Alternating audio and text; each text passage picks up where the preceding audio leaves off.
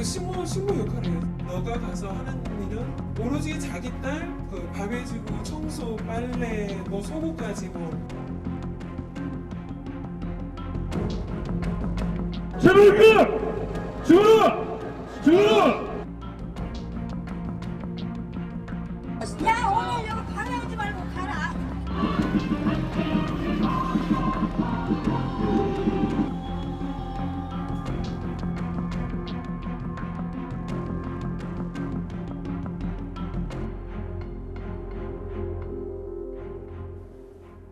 네, 오늘 한겨레 라이브가 주목한 이슈는 헌신페이입니다. 영상으로 간략하게 소개를 해드렸는데요. 헌신페이, 표현이 좀 낯설죠. 열정페이라는 말은 많이 들어보셨겠지만 이 문제 직접 취재한 기자가 설명을 해드릴 겁니다. 박준용 탐사보도팀 기자 나와 있습니다. 안녕하세요. 안녕하세요. 먼저 간단히 자기소개부터 좀 부탁드릴까요? 안녕하세요. 저는 탐사보도팀에 근무하고 있는 박준용 기자라고 합니다. 네. 최근에 가짜뉴스 뿌리를 찾아서 그다음에 목사 성범죄, 징계 면죄부 논란 이런 보도를 해왔고 오늘은 헌신페이 주제를 들고 왔습니다. 그러면 시리즈로 이어지는 종교계 문제인가요? 예, 그럴 수도 있습니다. 그럼 우선 헌신페이가 어떤 내용인지 좀 간단하게 말씀 좀 해주시죠. 간단하게 설명드리면 종교계 열정페이 논란이라고 예. 요약을 하시면 될 것 같습니다. 예.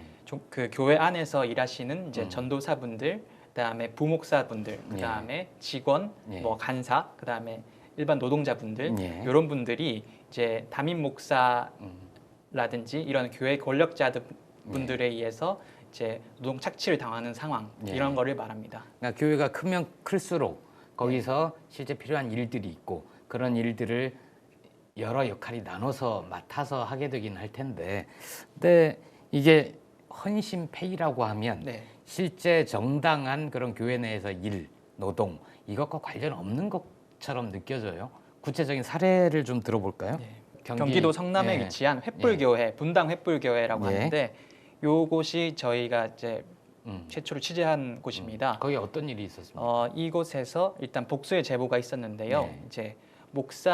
담임 목사 일가가 네. 밑에 데리고 있다고 하면 좀 그렇지만 같이 일하는 부목사나 구성원들, 예. 부목사, 전도사분들한테 예.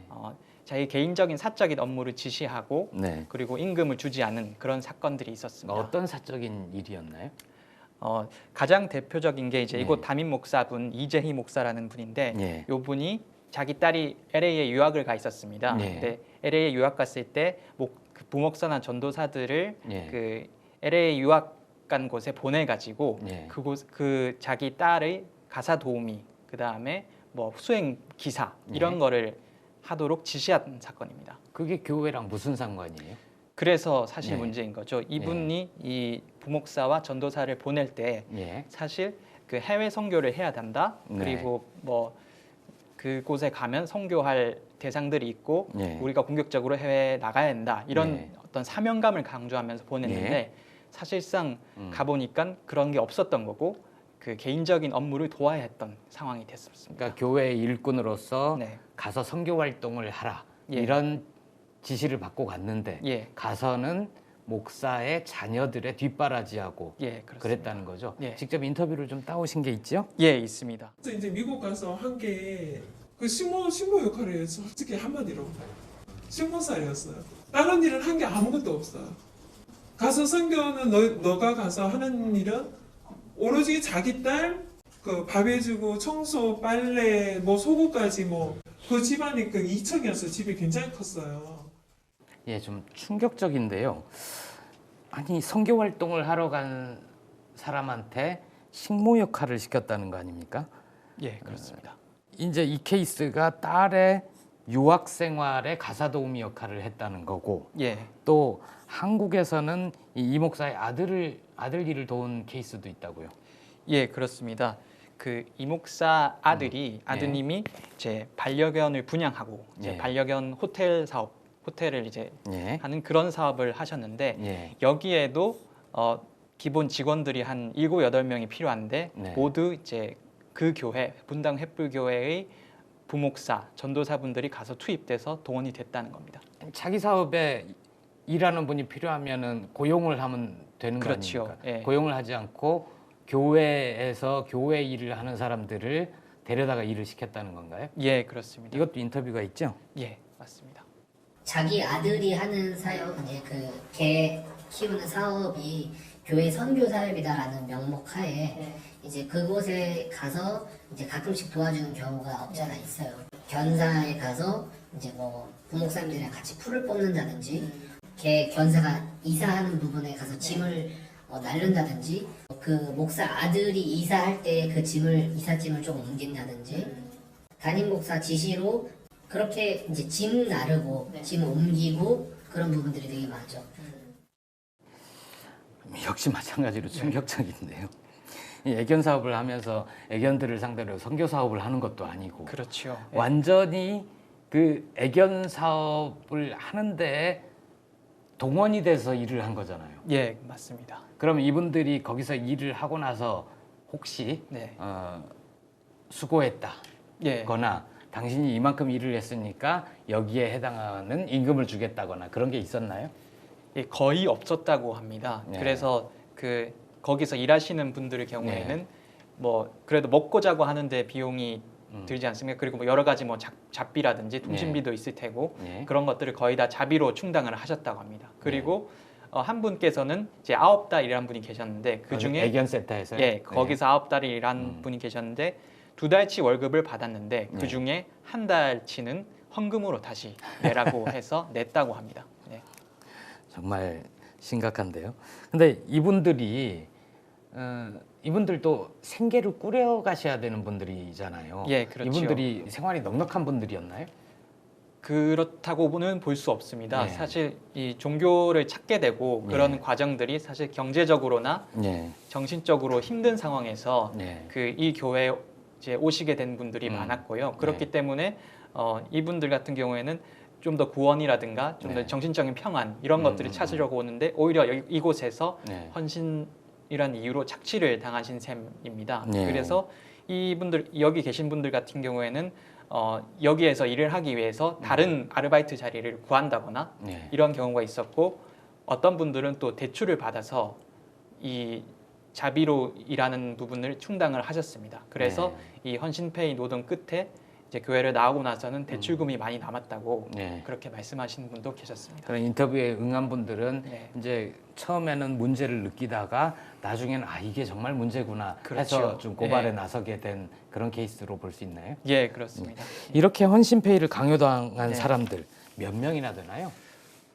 일단은 아까 말씀드린 이제 이 목사 따님을 위해서 이제 존칭 쓰고 싶지 않은데요.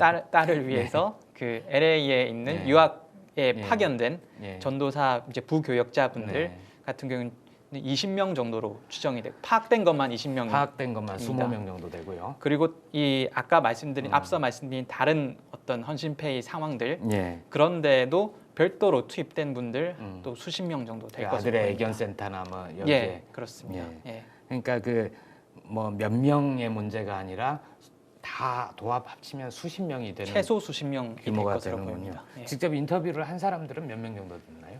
저희와 접촉을 하신 분들은 한 8, 9명 정도 되시는 것 그렇군요. 같습니다. 그분들이 이제 나머지 분들의 말씀까지 좀 대신 전해주신 그렇습니다. 경우도 있을 거고. 근데 이제 이게 상식적으로 생각을 해보면 교회에 마음의 평안을 얻으러 가고 힘들어서 기도드리러 가고 하느님한테 뭐 축복받기 위해서 가고 뭐 다양한 이유들이 있을 텐데 자기가 애초에 왔던 목적과 달리 목사가 이 정신적인 지도자 역할을 하는 사람인데 목사가 부당한 일을 시키고 LA 가서 내 딸 뒷수발 들어 저기 아들 애견센터 가서 일 좀 해. 뭐 이러면 당장 반발이 들고 문제 있고 뭐 따지기도 하고 싶고 그럴 것 같은데 이분들이 묵묵히 오랜 기간 희생을 강요당한 이유는 뭔가요?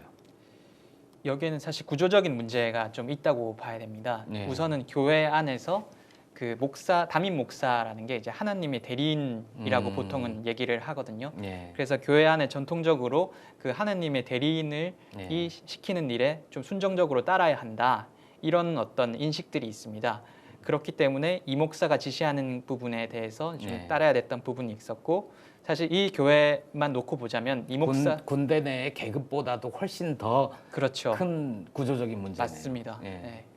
이 교회만 놓고 보자면 이 목사는 사실 한기총에서도 임원을 한기총이라고 기독교가 연합한 기독교총연합 이제 협회인데 거기에서도 이제 임원을 맡고 있었던 정도로 좀 알려진 분이었기 때문에 또 더 이런 상황들이 강화된 측면들이 있습니다. 굉장히 기독교 내부에서 좀 파워가 있는 목사 이렇게 볼 수 있나요? 맞습니다. 그러면은 이게 그 횃불교회 그리고 이재희 목사에 한정된 특이한 경우인가요? 아니면 이게 만약 구조적인 문제면 다른 교회에서도 이런 유사한 행태들이 있을 수 있지 않나요? 이만큼 심각하지는 않아도 그 저희가 설문조사하고 실태를 좀 알아본 여러 사람을 통해서 알아본 결과 이런 문제가 광범위하게 존재했습니다. 그 이유는 이제 첫 번째로 그 사실상 그 예비 목회자분들은 굉장히 매년 쏟아져 나오는데 이분들이 안정적으로 사역할 자리 자체가 거의 많지 않습니다. 그렇기 때문에 사실상 일반적인 청년 취업의 현실하고 비슷하게 그 자리는 별로 없고 그 구하려는 사람은 많다 보니까 이제 담임 목회자가 갑이 되고 이 구하려는 예비 목회자는 을이 되는 상황이 되어 버립니다. 마음에 안 들면 너 나가. 그렇죠. 그러니까 말 한마디면 해고가 되는 거죠. 맞습니다. 성남의 횃불교회. 분당 횃불교회입니다. 분당 횃불교회 이재희 목사의 케이스를 들어봤고요. 아까부터 제 옆에 또 한 분 모시고 있는데 취재 과정에서 박 기자를 만난 분으로 알고 있습니다. 직접 소개를 좀 한번 해주시겠습니까? 안녕하십니까. 성락교회 노조 부위원장 임석현입니다. 교회에 있는 노조라는 거죠. 성락교회도 이런 비슷한 일들이 좀 있습니까? 제발 그! 죽어라! 죽어라!